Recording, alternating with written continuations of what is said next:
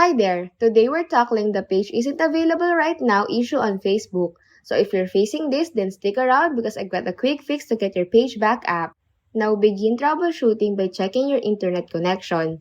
Open a new tab and try accessing a few different websites to ensure that your connection is stable. This simple step helps rule out of any potential connectivity issue causing the page isn't available right now problem on Facebook.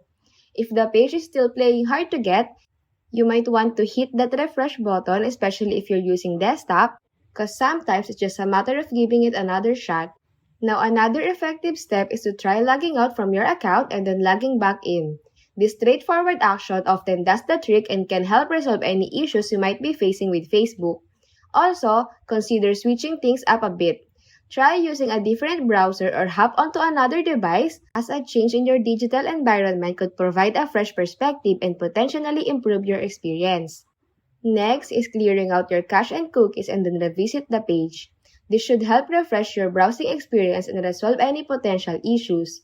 And lastly, you may want to take a break and give it some time. Occasionally, glitches resolve themselves, so just come back later and see if the page is more cooperative. And there you have it! If the issue persists, feel free to explore the Facebook Help Center for more detailed information and assistance.